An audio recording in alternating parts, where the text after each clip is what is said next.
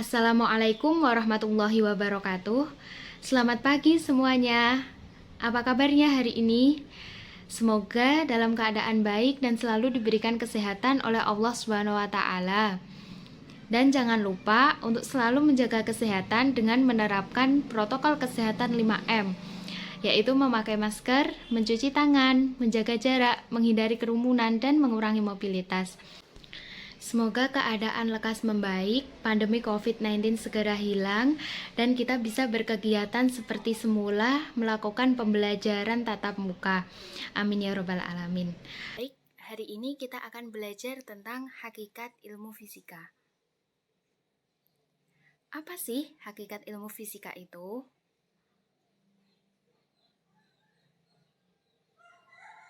Adapun kompetensi dasarnya yaitu menerapkan hakikat ilmu fisika, metode ilmiah, dan keselamatan kerja di laboratorium, serta peranan fisika dalam kehidupan.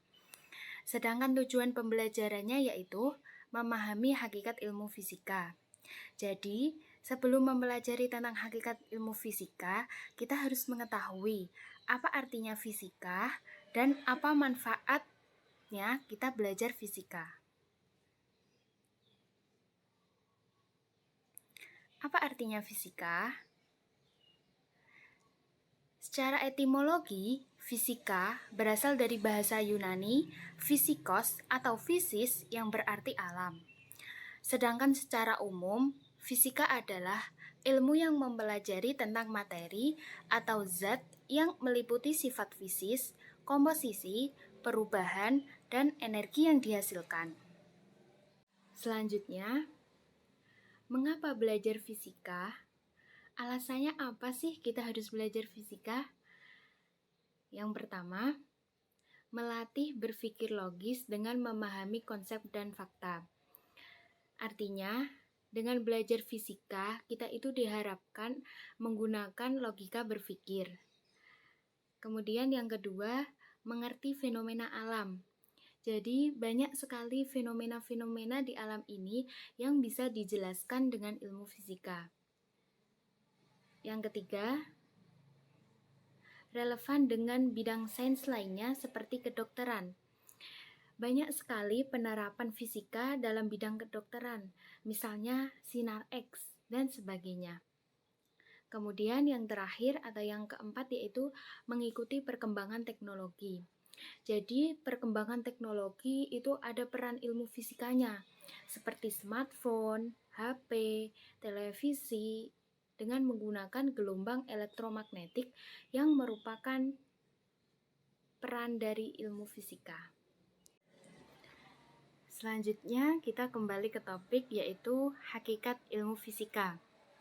Yang pertama, fisika sebagai produk atau a body of knowledge. Yang kedua, fisika sebagai proses atau way of investigating. Dan yang ketiga, fisika sebagai sikap atau way of thinking. Yang pertama, fisika sebagai produk merupakan kumpulan pengetahuan dari hasil penelitian. Yang pertama, ada fakta, konsep, prinsip, hukum, rumus, teori, dan model. Yang pertama, fakta.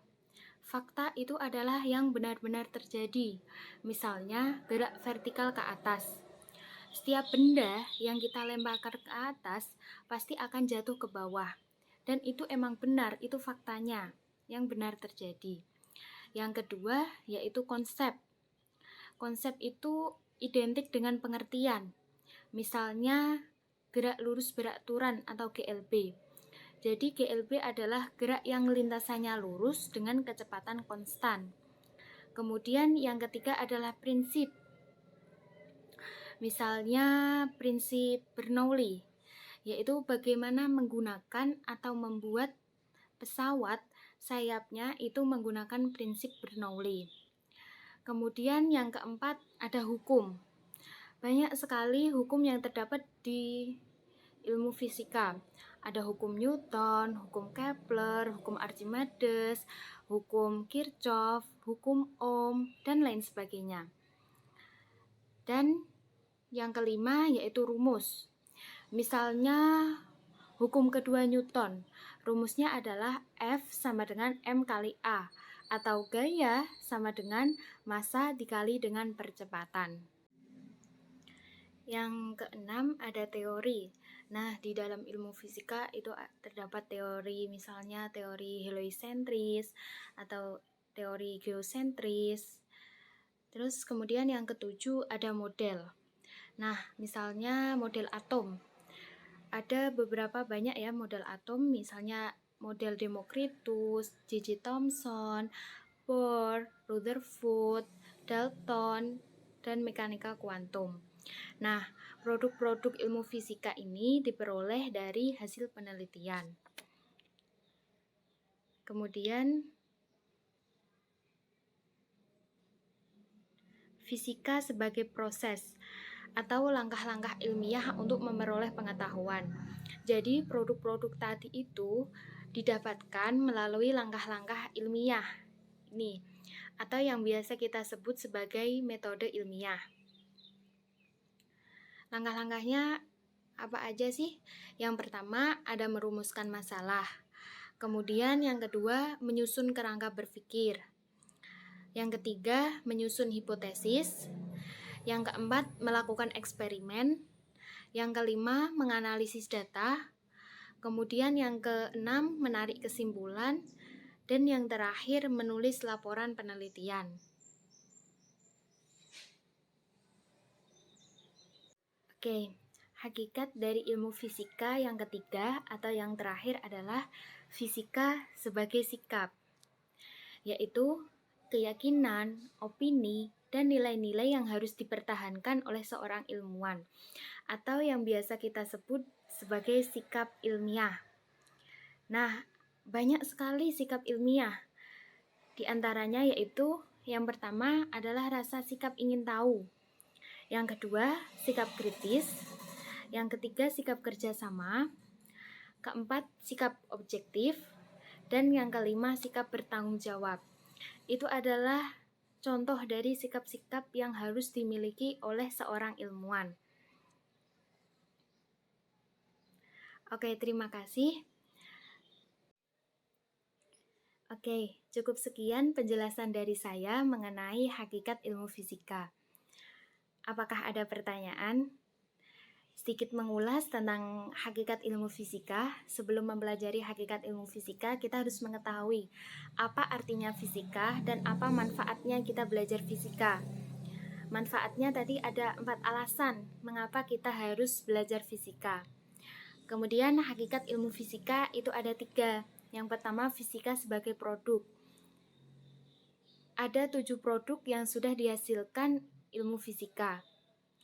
Kemudian yang kedua, fisika sebagai proses atau yang biasa disebut dengan metode ilmiah atau langkah-langkah yang harus dilakukan oleh seorang ilmuwan untuk menghasilkan produk dari ilmu fisika. Kemudian yang ketiga, fisika sebagai sikap atau biasa disebut sikap ilmiah yang harus dimiliki oleh para ilmuwan. Oke, kita lanjutkan materinya di pertemuan selanjutnya. Tetap jaga kesehatan. Terima kasih dan wassalamualaikum warahmatullahi wabarakatuh.